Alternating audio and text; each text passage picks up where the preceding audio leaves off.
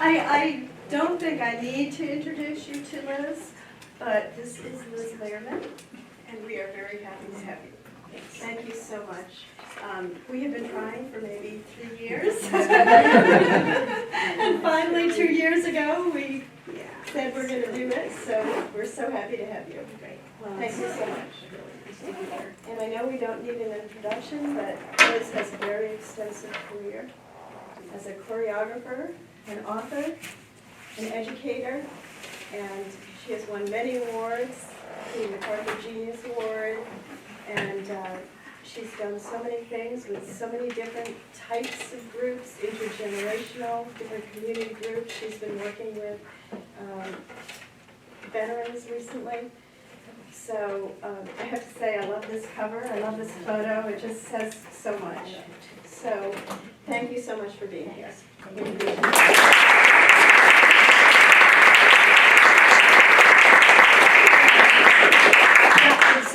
really great to be back in Ohio. It has been a while since I've been here, and it's especially great to be back in Ballymet, where I actually did do a ballet here about 18 years ago. I think I figured it out or something like that. And I just saw a little clip of it the other day, and I'm amazed at what you did. So, but and I know most of you. Maybe you know each other, but since we're a nice small group, maybe we could just go around the table and say who you are to each other, and you know, a thing if you wish to identify yourself in some way, that would be better too. And we're just going to go. I'm Amber Mayer, and welcome to Ballymet. I work here. I'm the Director of Education, and I also help with Ballymet too, our second company, and then I teach a little bit in the academy. Lauren Busey. Lucy Venable, retired.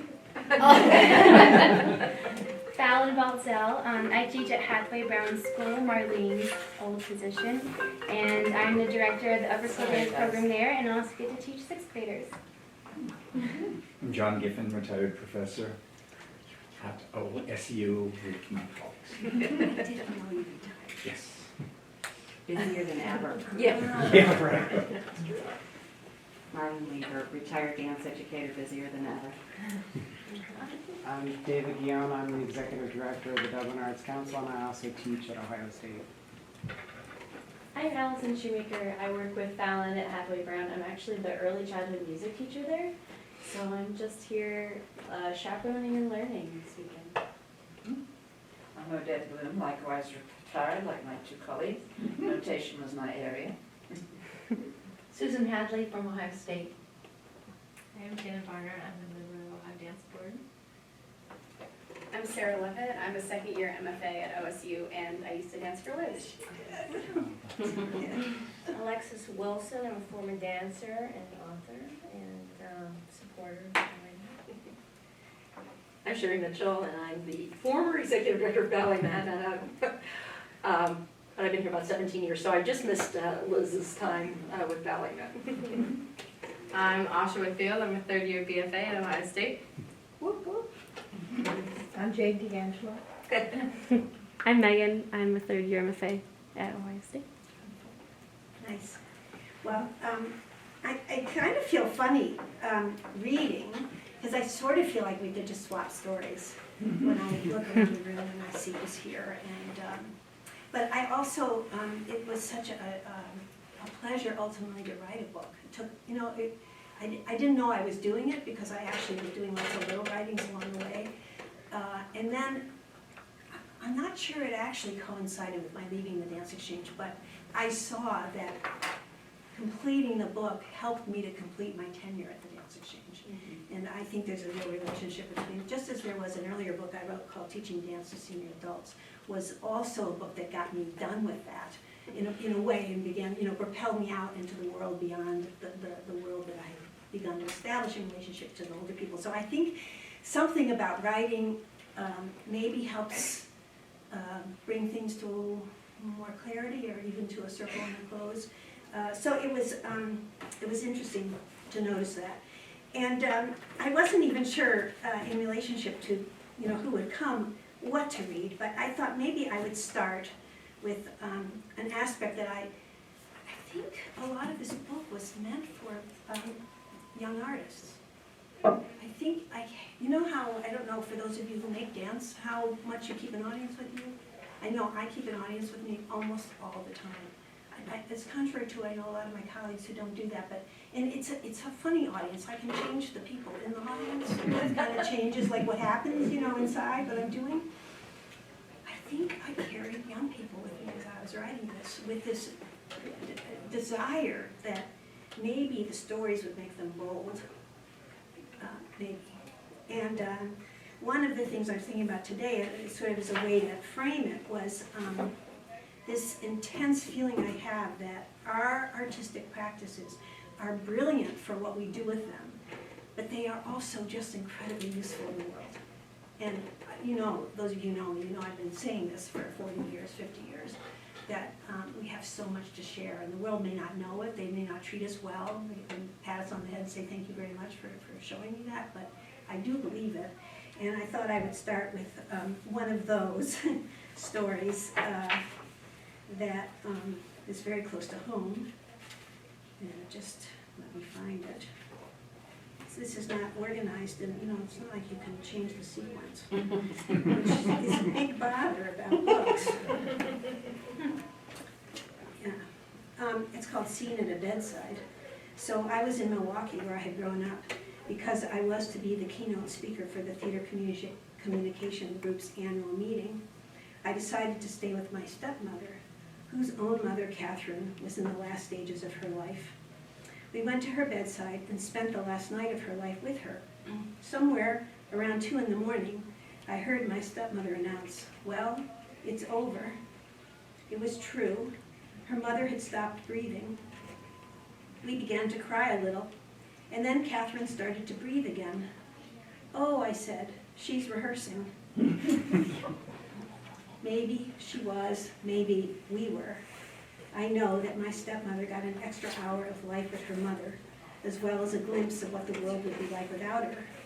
This is a precious thing, and this is one of the powerful aspects of rehearsing.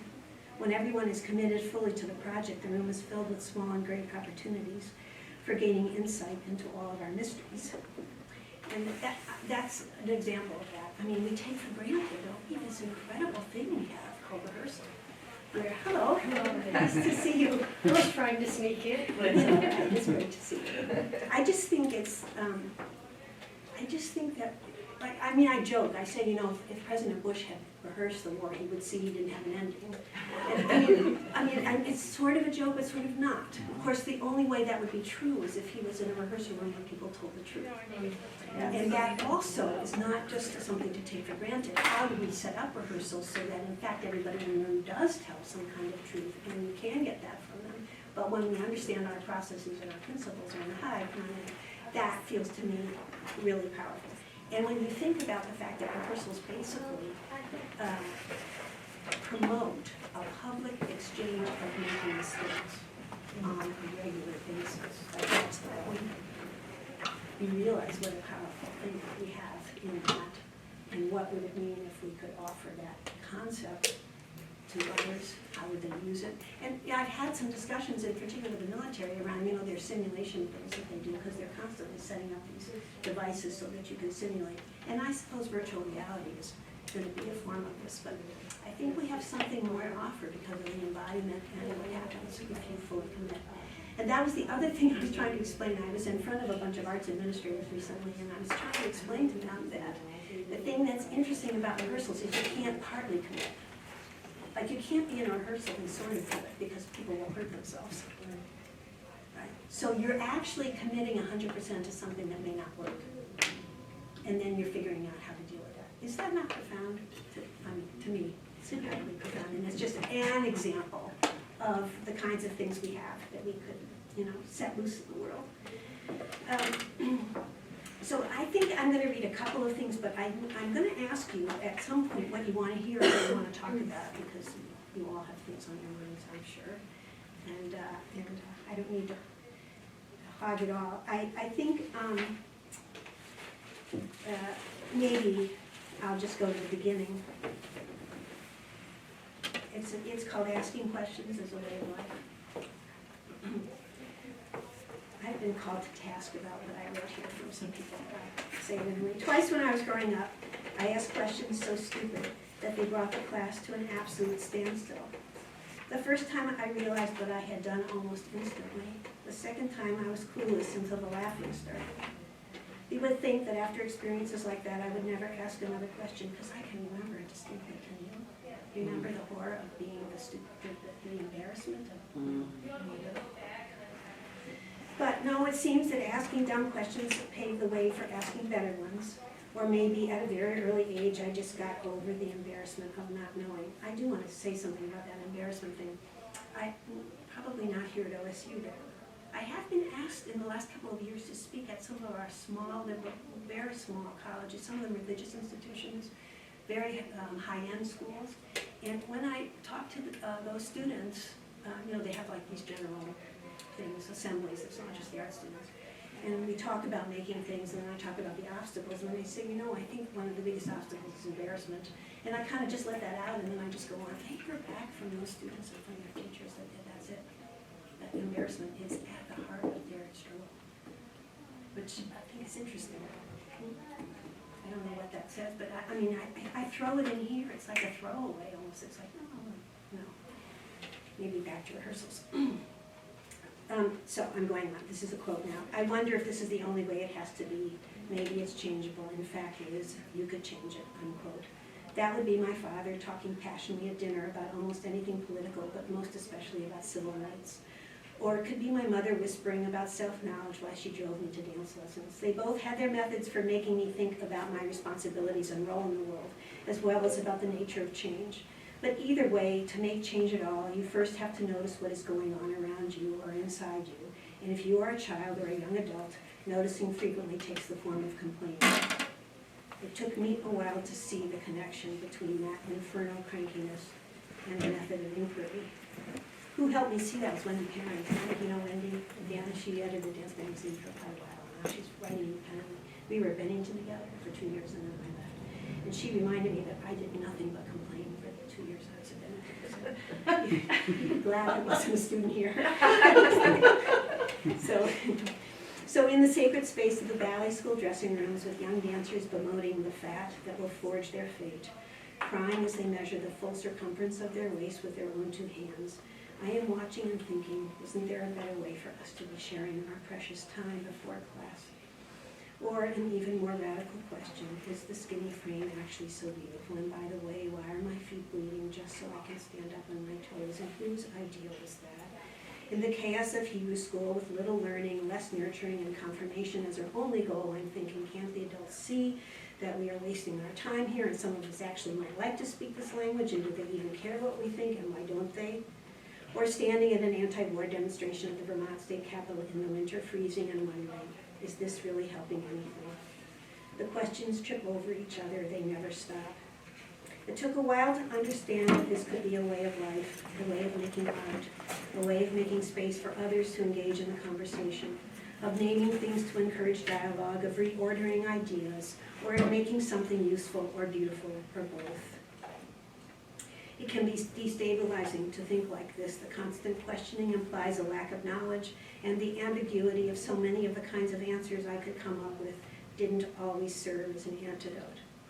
I tried to make a virtue of not knowing, which often proved difficult, in part because in our culture, in the media, and in many educational establishments, smartness is defined by the ability to have answers in a hurry, stated well, and without complication. I have to say, I've been spending a lot of time in the theater world, and I've been really interested in watching theater directors work. And this is a big generalization, so the few that I've worked with is not the entire field. But it does strike me that the difference between choreographers and directors is this. They know the answer really fast. They do that, somebody will say, well, should I stand here? And they'll do that. And I'm wait, what? Because it takes me, it takes a while. You kind of want to sit with you could try that, you could try that, should we try this? I don't know. It's either a difference or it's just that I just like to take more time. I'm very slow.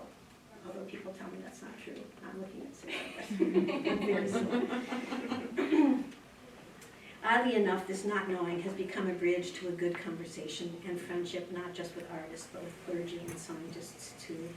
there is a kind of shared delight and sometimes misery in the recognition that this source of inquiry can be an engine. And besides, I eventually learned that I can pull myself out of most disasters through methods that emerged long ago in processes of endless repetitions and trial and error. That's kind of a big sentence.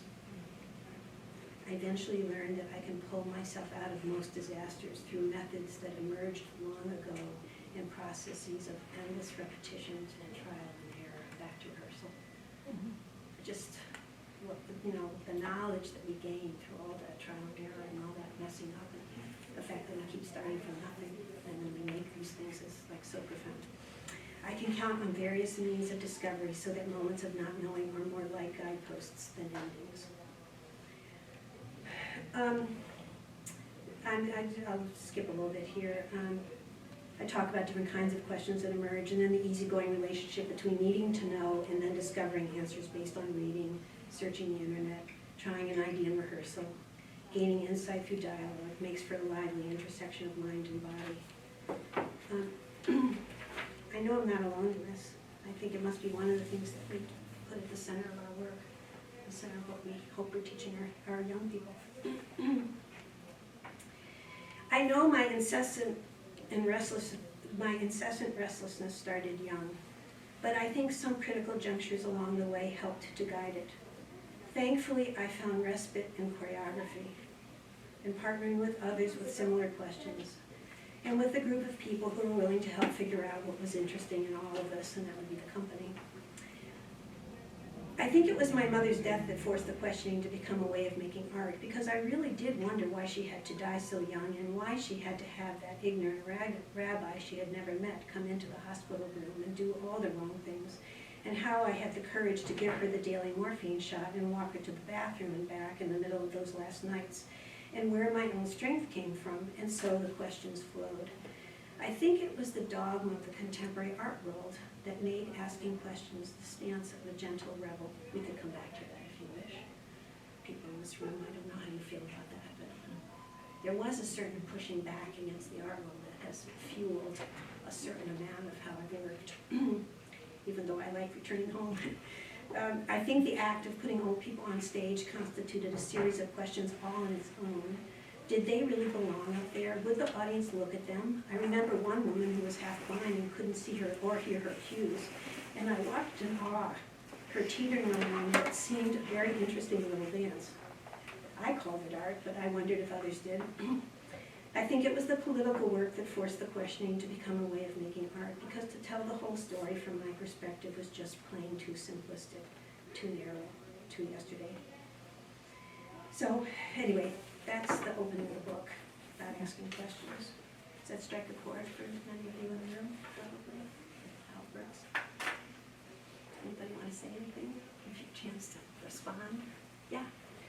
Well, when as I came in late, you were talking a little bit about rehearsal and a chance, is this correct? Rehearsal and an opportunity to fail, really, and get feedback on it. And it was so interesting to me because yesterday I was with a group of visual art educators, and we were talking about the value of making mistakes, of trial and error, of failure, and how that is, education sort of works all against those kinds of things, and we have to help students understand that you can't be afraid to take a chance, you can't be afraid to take a risk. And I thought it was interesting because as I walked in, you were talking about that. I felt in this other art form, it was the same kind of thing. I think it's a subject a lot of people talk about. And some of what it's also brought me to think about is, failing is not fun, even in rehearsal. Mm-hmm. And there are 1,000 little failures. So let's say I have an idea, the dancers are in there, I say everybody go try something, I give an assignment, everyone goes off, they make something, they come back, they show stuff, we begin to pick and choose. Okay. And Sarah, who was in the company as well, said, Sarah's doesn't get chosen that day. Not at all. Well, that's rotten. And so you you have little failures all the time. And I felt as a choreographer, as part of my responsibility was to figure out how to establish an environment where actually if Sarah has a bad day today, she'll have a good day tomorrow. And what does that require? And I know some people think of this as, you know, caretaking or, come on, just toughen up or whatever. But I actually think building an environment, I thought of myself as an environmentalist as much as a choreographer, which is creating a space so people can do their best work. And what does that take, even when you've had a bad day? And everybody has one, including me. So it's, in a way, I want to say we should support failure. We should think about what are the means by which we actually can support it, because it is going to happen. And sucking it up is just one thing to say, but there's so many ways to practice it. And now we're back into rehearsal. Practice the little failures that lead to them. But I can attest how awful it feels when. Sometimes I could make myself feel better because I look at over time, and dances that were considered failures, almost always the next one was a really big breakthrough. And I often started to see the really, I mean, they were never bad, they just didn't work in so many ways, but they were like fertilizer for what could come. I could sometimes have enough strength to say that. I didn't always. Sometimes I just felt that. For a long time. Anybody else want anything on that? Is there anything in particular you're interested in hearing about, you guys, now that you're all in here? Something that's on your minds? As I said, I have a whole list, a little playlist, but I'm very curious if there's something you want to know more about, you want to think about together that would please you. Just on the heels of what she said, I just think that this idea of creating a safe haven for failing or making mistakes, growing, I think is so important in a larger scheme as it pertains to the rest of our world and regular education, which is why the arts is so important, because it helps to nurture that fearlessness, and I think. Right, and even if people could see it as an alliance with the whole thing that's happening, you could understand why that art class would be so important. Yeah. This was this gives you a little feeling of the company midway through my tenure there. It was an ad that we put in the Village Voice for if we were going to hold auditions, and this was the way I posted the ad. Performers wanted for a project from January 1, 2000 to December 15, 2002. You will be performing often on main concert stages in hotels, classrooms, churches, on hillsides, beside oceans, next to and with accomplished dancers, and also with rabbis, neighbors, dogs, and their trainers, gardeners, and history. You will be teaching from movement ideas you already know.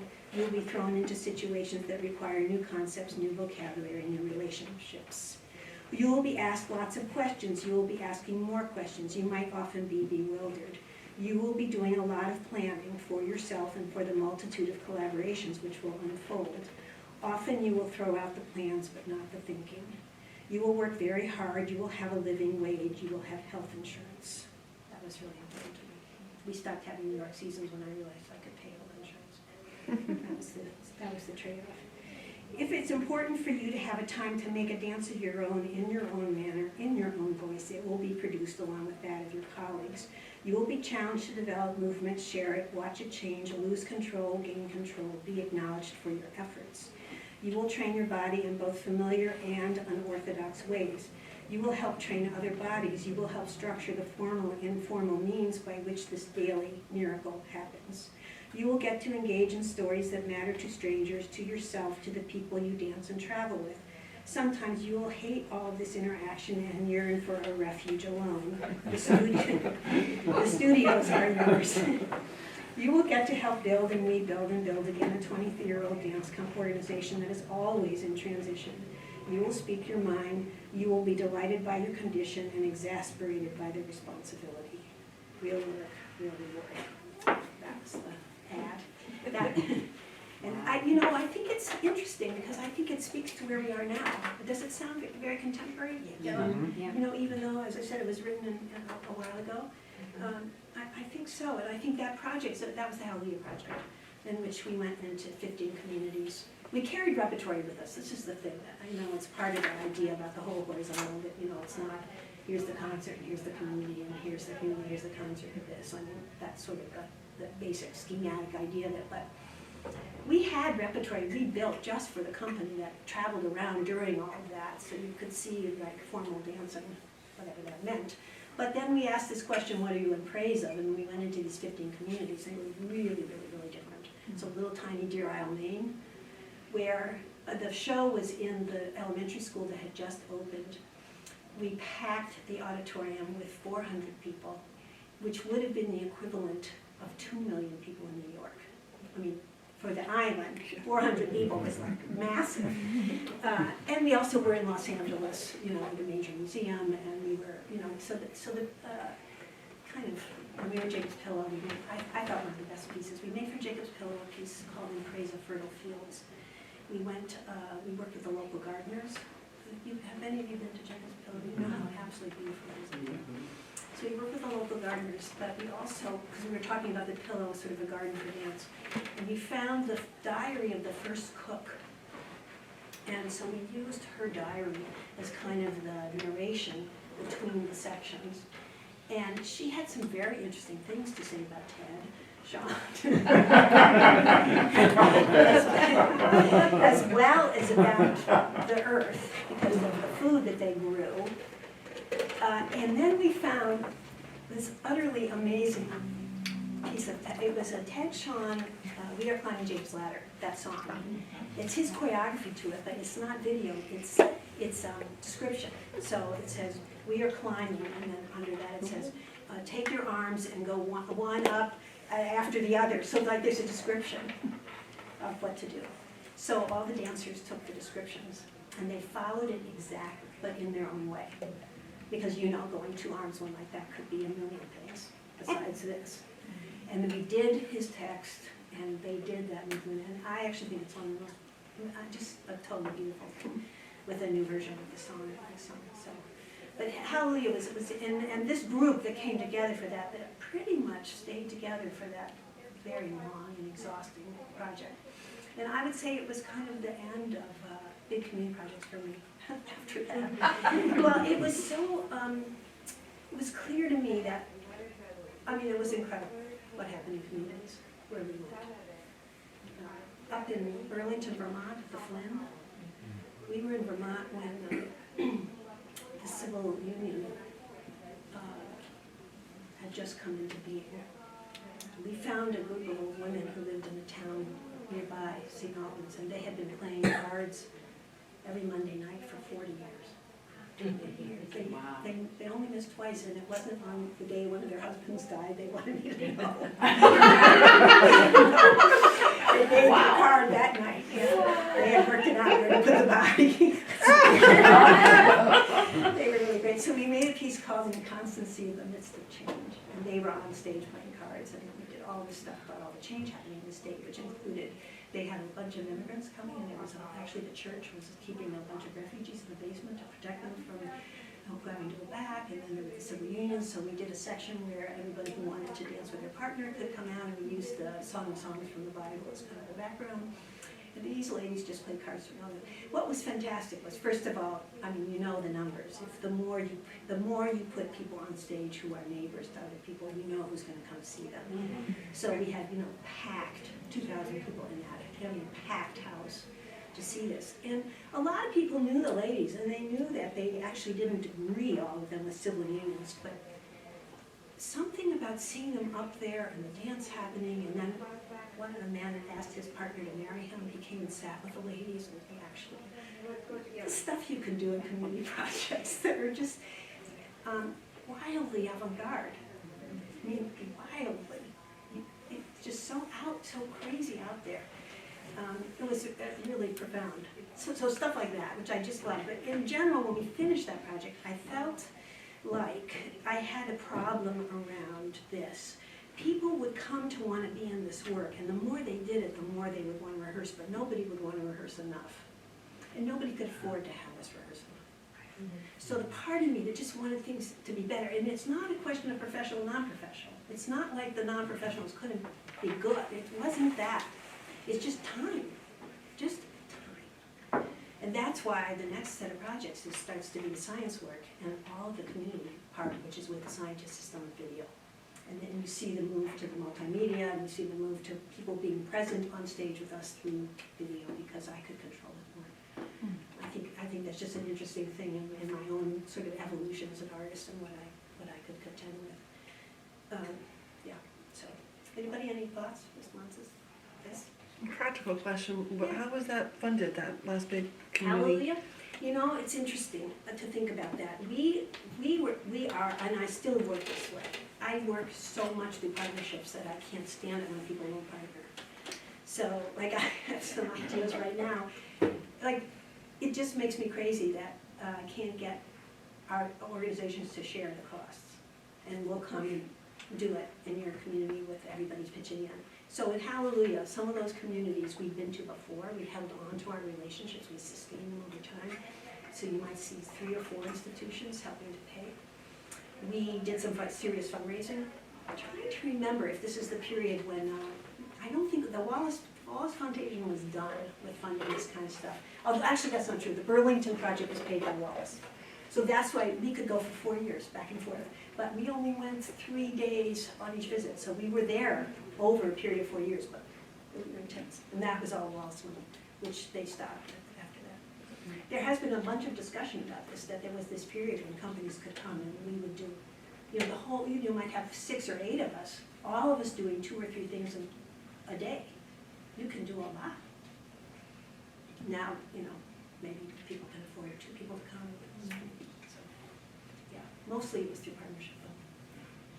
In your current work, do you feel that you need the control of technology? Or have you found yourself come full circle? Well, I really like collaborating. So having the people who do that kind of work around is really fun. And I've quite enjoyed what I would say, unburdening the dance with all the narrative problems. Since I'm a narrative artist, I like story, I enjoy that, I enjoy the problems of that. I think that's a little bit of why I'm a maverick as well, because I just feel like the abstract world is a major part of the world I was born into, but not one I wanted to be in. So by having collaborators, sound designers as opposed to composers, and video artists working, I feel there's a way to deliver some of the knowledge, the information, the structure, stuff like that, that allows the underlying bits and pieces of story that I'm interested in to come through, and the dancers don't have to do it. So in that regard, I still like it. But I just saw Urban Bushwomen last weekend, and they're touring their show right now, and there's no video. It's really nice. Just in the theater, and black curtains, and light, and there they are, and it's kind of great. So I found that really interesting too, because I realized how much now they're seeing of the nature of it. Yeah, that's true. Anybody else, anything along any of these lines? Now I'm going to read you something about the relationship between what I learned in community and what I learned in rehearsals, because I think that this is also, you know, it's probably the main repertory of my life. I did it really fast, this little bit, but, you know, when I started dancing with the old people, I honestly, people who loved me said, the work you're doing at the Kennedy Center, that's here, and the work you're doing in the nursing home, that's here. But other people who loved me said, the work you're doing in the nursing home, that's really great. Why are you even bothering performing anymore? You know, it's old, it's white, it's elitist, it's, you know, blah, blah, blah. I'll probably say this again tomorrow. I say this in every talk. And I just think this is such an impoverished way of seeing the world, and it has nothing to do with my experience.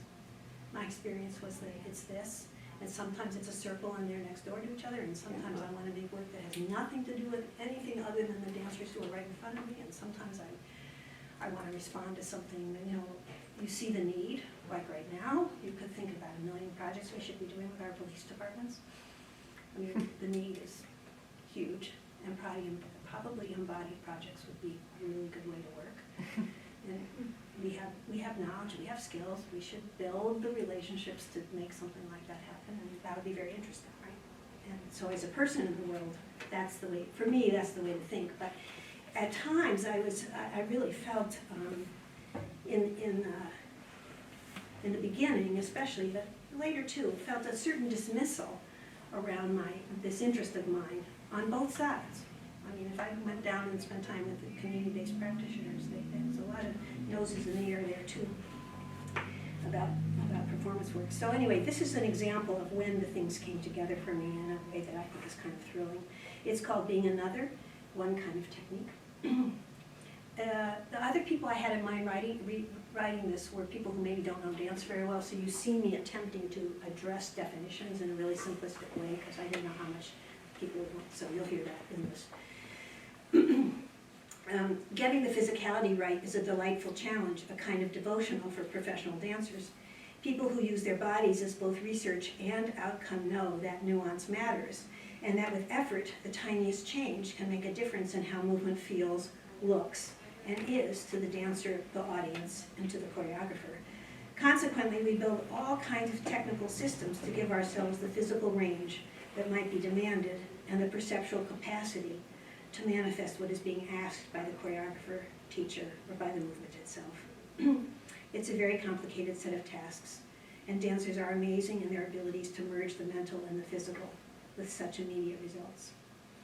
This subject is, of course, a constant conversation with peers. Choreographers are always discussing how they can get the best from the dancers, while dancers talk about various ways they can work their bodies to achieve whatever the current situation demands. So excuse now the following, which is a really simplistic history. When the vocabulary was standardized either by tradition, as in ballet, or by the unique character of a choreographer such as Martha Graham, dancers got their bodies to conform to the task through technique classes. In these constructs, bodies are often taken through a series of physical actions that over time bring mastery to a set of skills. But as the dance vocabularies began to shift and the demands of the choreographers grew, dancers were increasingly expected to have a vast range of physicality. Mastery over a single genre may give a dancer a base, but command of many styles is now the prevailing job requirement.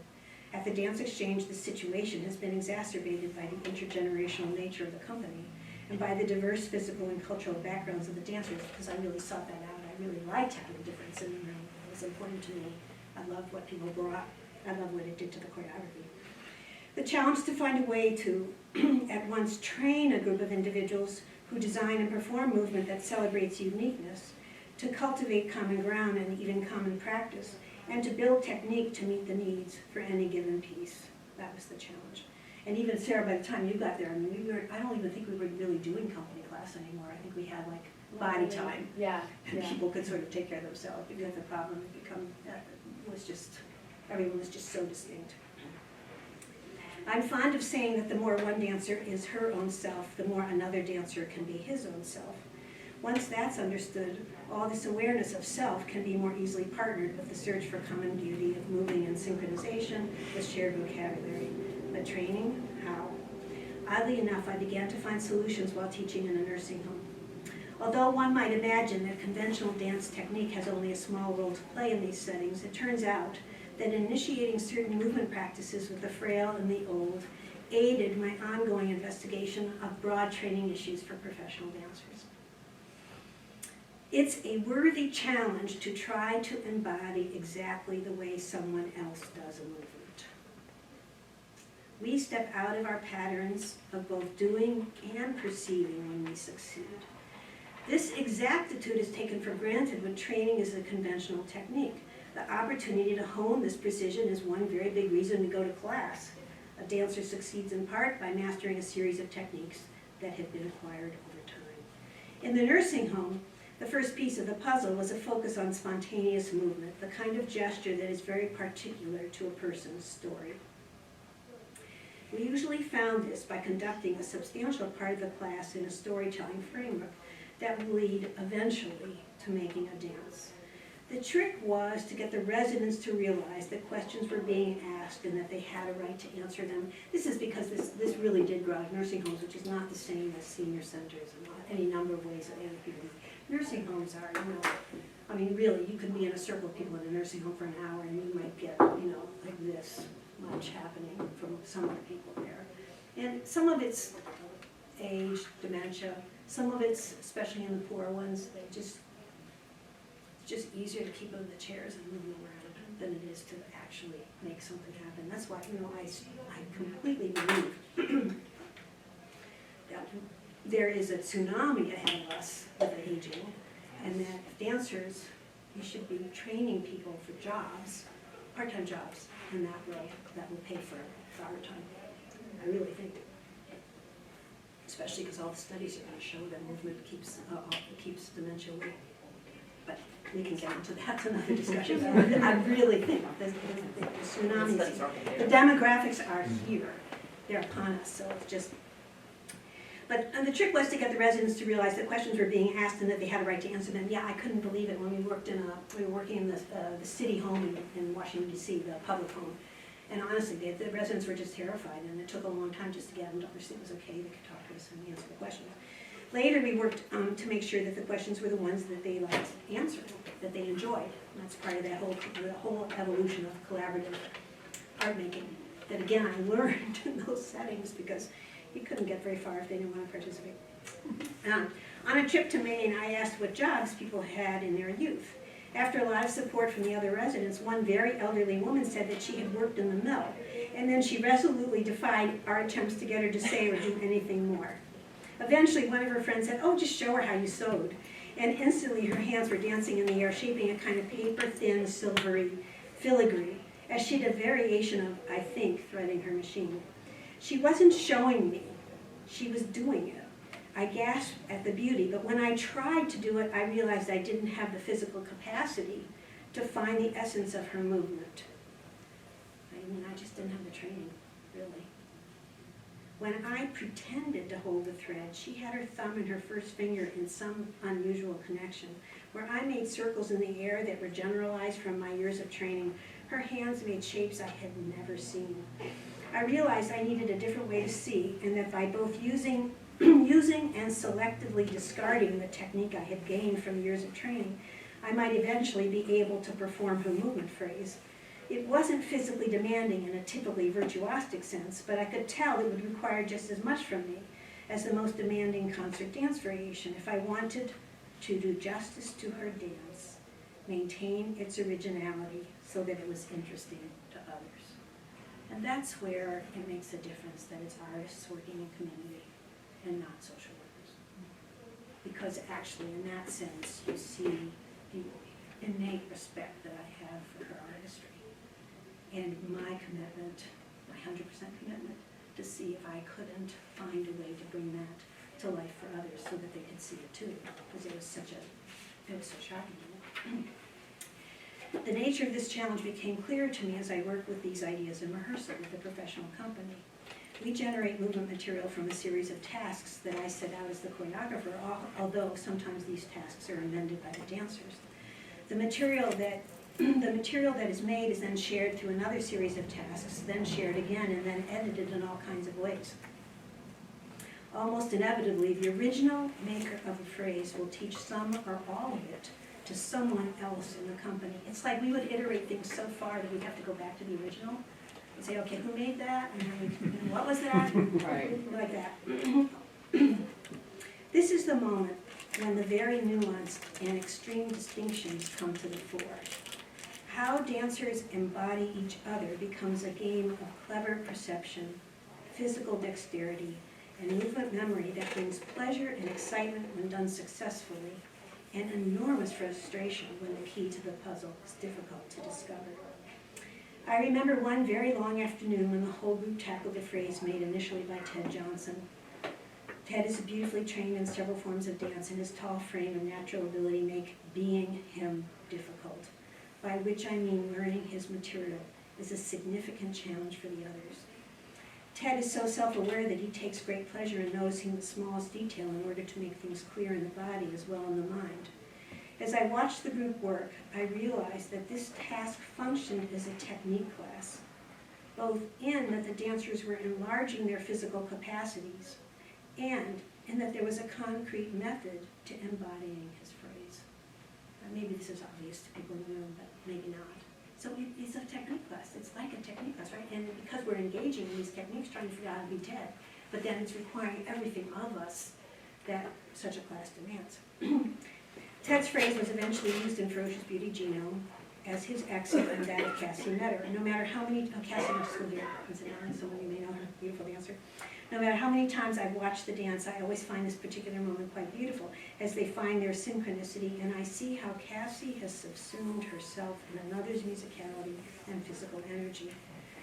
Thus, each dancer has imparted a particular quality to the physicality of their colleagues.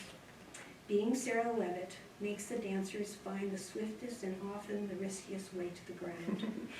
Being Ben Wagner means finding a quirky rhythm and a staccato torso lined up with free-flying legs.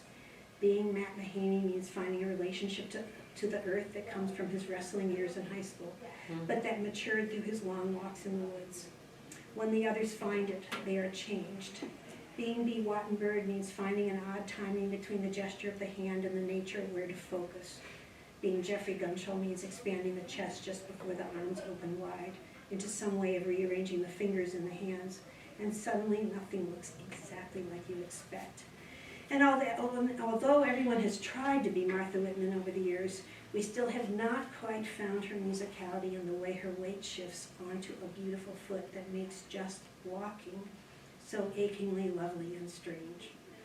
For all the dancers who find their way to this company, this empathic form of discipline paves the way for physical dexterity and human attention, and for a set of beliefs that we all share, that uniqueness lives in the body and our dancers are enlarged by the contribution each makes. That's one of my favorite essays in the book. I like reading it to dance people. So other people go, wow, what's she talking about? Any thoughts, guys? You feel like there's some truth? It's beautiful writing. Beautiful, yeah. So evocative. I'm so lucky, the people who came through this book is really just a sort of a prayer to all those people who came through the dance exchange, really. Yeah. When I listened to you read, specifically that last passage, I'm kind of aware of all the years when I didn't see. And I'm working like a dog, and I'm not seeing what it is, those beautiful subtleties and that everybody brings. And it's almost like we try to get rid of the individual so we can all be both the same, and then we quit seeing each other. You know, and it's interesting, and just the way you framed it is so lovely and honest. But this is where this helps, because again, it just comes up, it's like, yes, of course we need to be together. We have to look the same. Oh, and we can be individuals. Right. And if we do this, if we keep doing this, we say, well, sometimes we're gonna march down that thing towards it, and sometimes we're not. And of course, if it's a circle, we're like right next to each other. And so I think probably you did, although finding the time and the place for that. And oddly enough, some of those very uniquenesses are the things we might edit out of some things, because it could also be part of their pattern or something like that. Well, not really, not the stuff I mentioned in this one. Yeah, these are really the special qualities. I just found that I was happier. And I wasn't when I was seeing. Yes. I was happy when I was seeing, and I reflect back, and I wasn't all that happy, but I was working like a dog, so I was so much more happier with everything when I could really see. Yes. So these dancers that you described so beautifully are great dancers.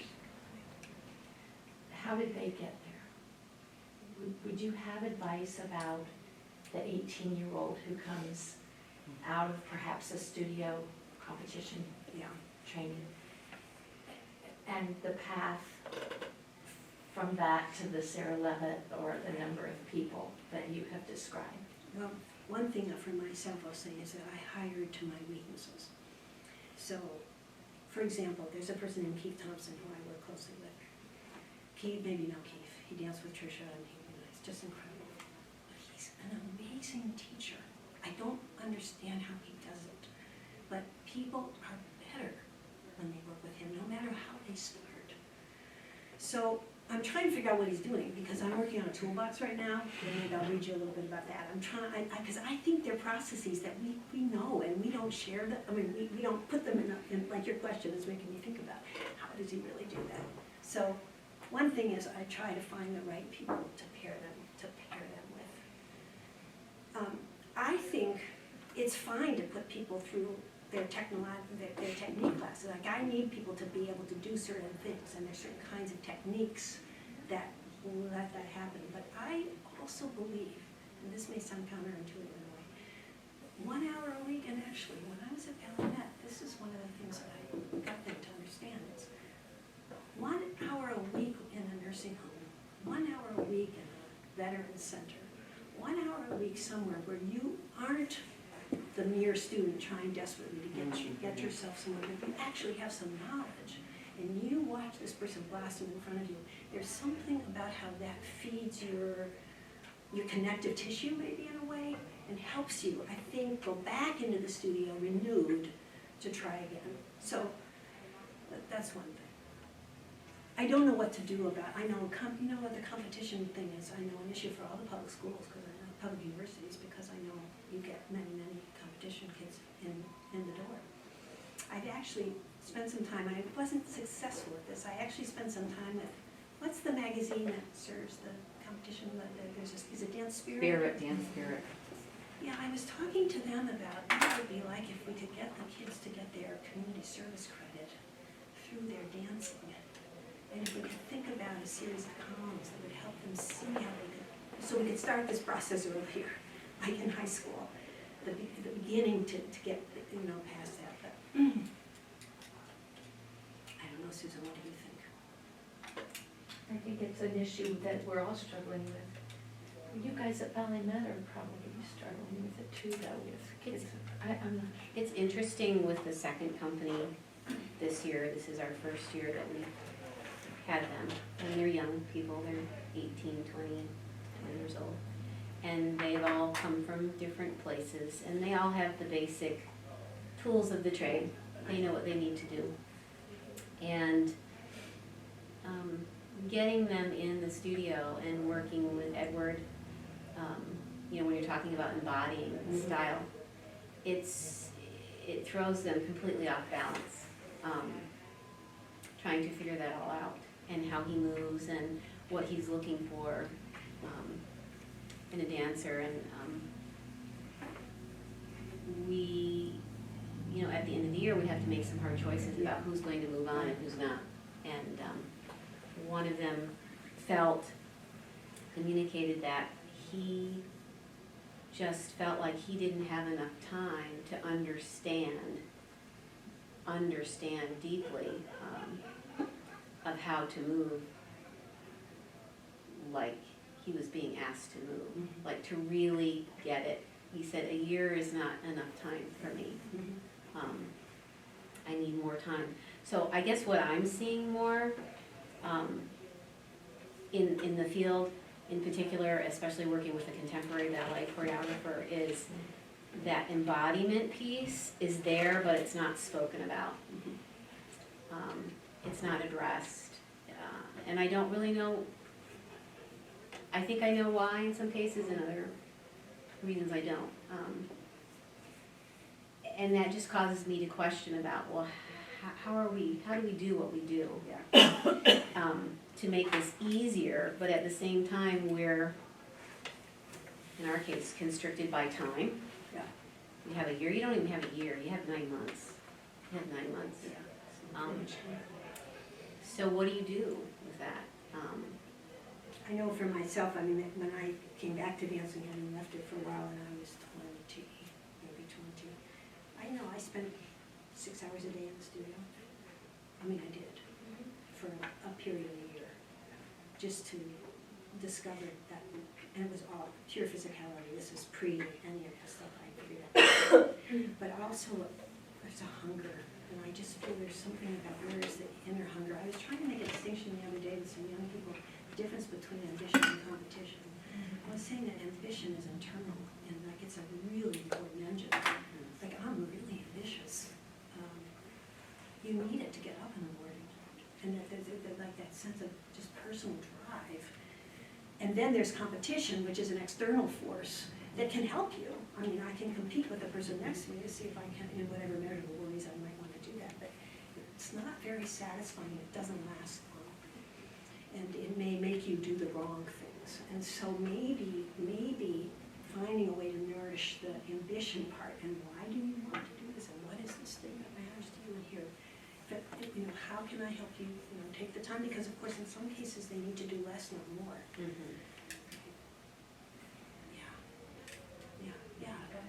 I wonder, because I'm not connected like I was just in a loop of the dance world and everything, but I wonder if there's an approach still about what we used to call the craft of working, the time that was required, that we also understood, and working as an artist and not as just a technical kind of machine. I don't hear that so much anymore. What is it like? Where I'm oddly seeing is in the classical music world. I have a colleague who runs the symphonic orchestra at the University of Maryland. If you Google Appalachian Spring, University of Maryland, you'll see one of our projects where they memorized Appalachian Spring and then they dance it, the musicians.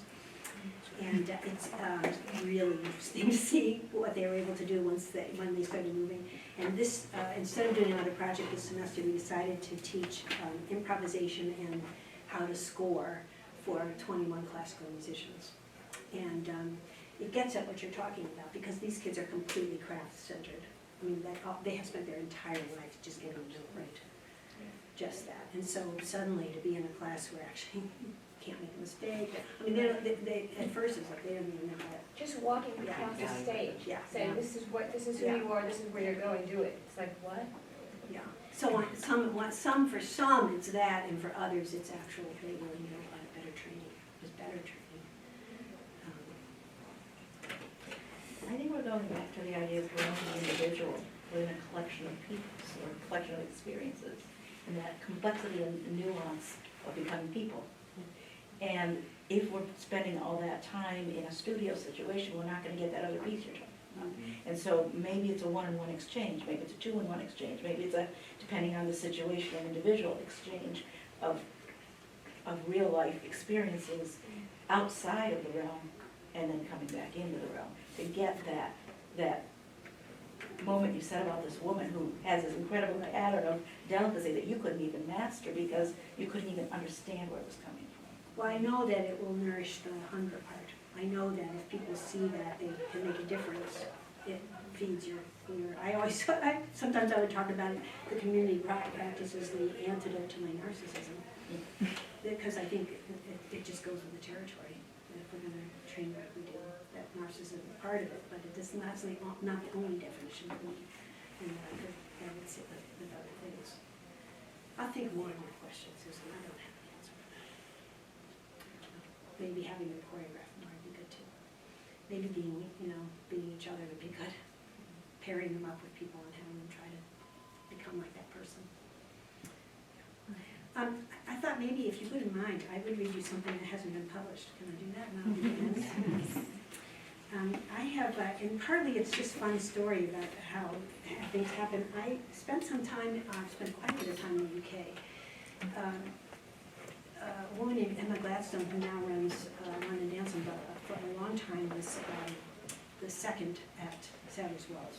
And she got to do a lot of really interesting programming. And she had something called Big Dance. They're so cool in Europe, they're near all those other countries, so they can bring people across borders without going very far. So she had this thing called Big Dance, which was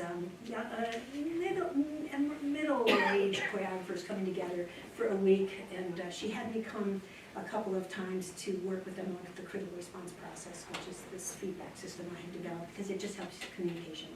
But I got to be around for the whole week, and I totally loved that. One of the people she brought was a woman named Ruth Little, who's now a dramaturg from Cannes.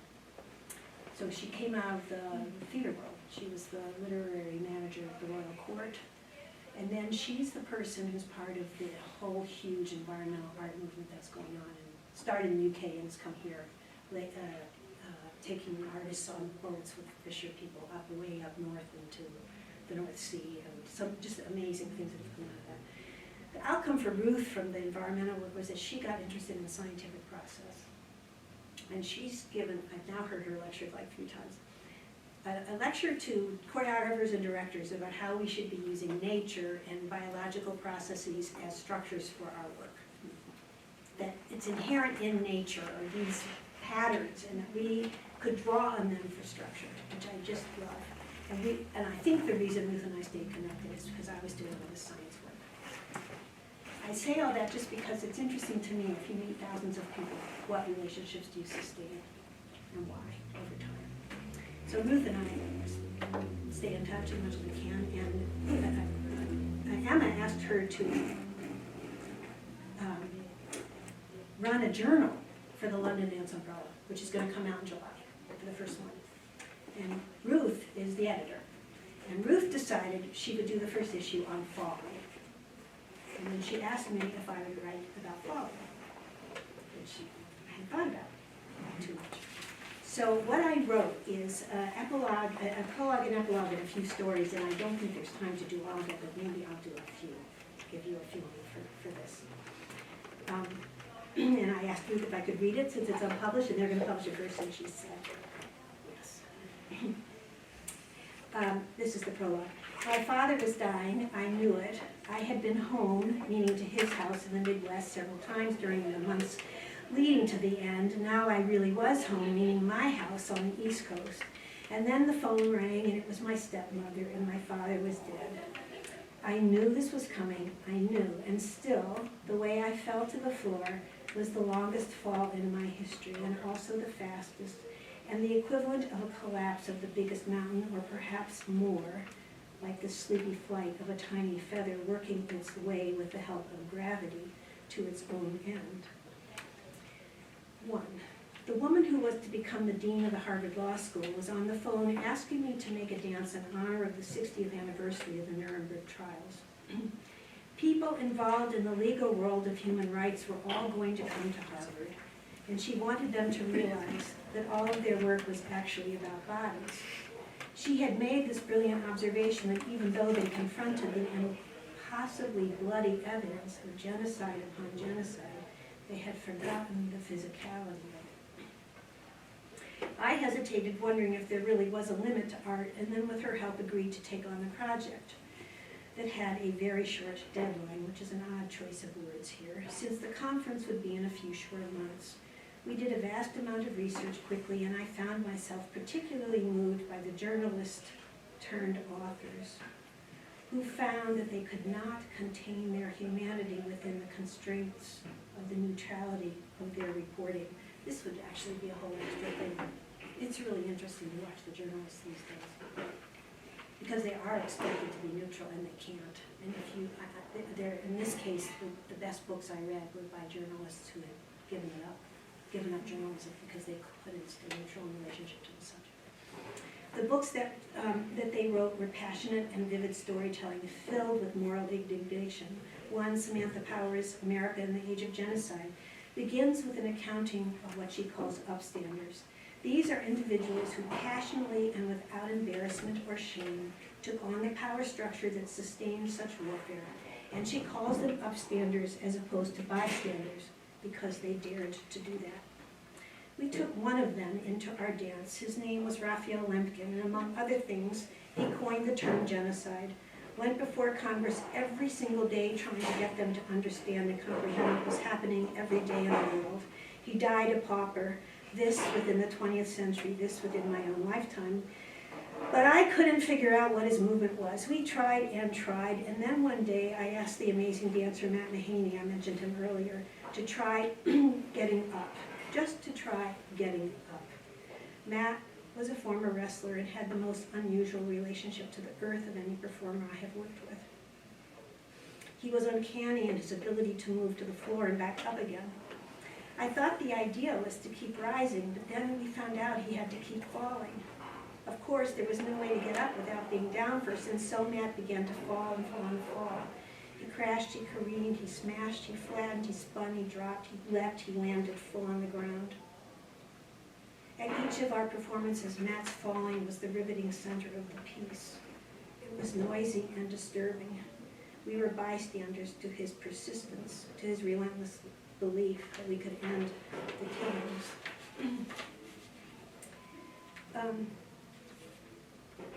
Can I read a little more? Yeah.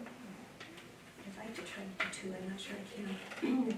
I was at a gathering of dance artists, performers, and choreographers, and we were just chatting about the usual when someone said offhandedly, "Can you believe it? someone I know has been asked to teach falling to old people. I can't see how it's come to this. Like, how dumb is it for a dancer to have to do that as a way to prove our worth? The conversation went on too fast for me to intervene. Plus, I was so surprised, I had to think for a moment about how to respond. And then I'm going to just tell this part, because otherwise it takes so long to read. I tell a story within a story. When I was teaching, the first time I was teaching a dance to the old people that were going to be a piece about my mother's death, we, in my first months of teaching old people how to dance so that I could put them in a piece about my mother's death, I tried all manner of things to keep the 40-plus residents that would wander into my class at the Roosevelt Hotel for Senior Citizens busy, active, and dancing. I had them doing Cunningham's exercise on 6, and I had them jumping by holding the back of their chairs, although some of them would do that sitting down, which was kind of a riot. Then I started getting them to tell a little bit of their backgrounds, and we would make tiny little dances from the images. I was a young choreographer just starting out, and my naivete was a plus. And our isolation, even more of a plus, because we tried everything. So one story came from Harry, who was 92. He'd been a lumberman in the north of the United States, and he told us about cutting trees. 1, 2, 3, timber, he would yell, and we would all practice falling down. They fell out of their chairs. They fell from standing if they could, and some of them would just drop an arm down, and a few would simply slump, letting their spines make a minute curve where they had been kind of straight before. I mean, it's like that. It was a circus of theme and variation, and I was amazed by the creativity unleashed in the crowded bingo room. So we made a little touring troupe out of these dances, including Harry's, and off we would go to elementary schools. And the children could not get enough of the old people falling. They squealed at the sight. Aww. And then we would take a few minutes to slowly get up off the floor and continue our show. So one day, one of the men in this group, a former naval commander named John, came up to me after a performance and he said, "I took a bath yesterday." I said, "Good." But he repeated himself. And I was just beginning to understand that listening was the best thing I could do, so I gave him my full attention. And he said, "For the past few years, I have only been taking showers because I can't get up and down off the floor. But since I've been a falling tree,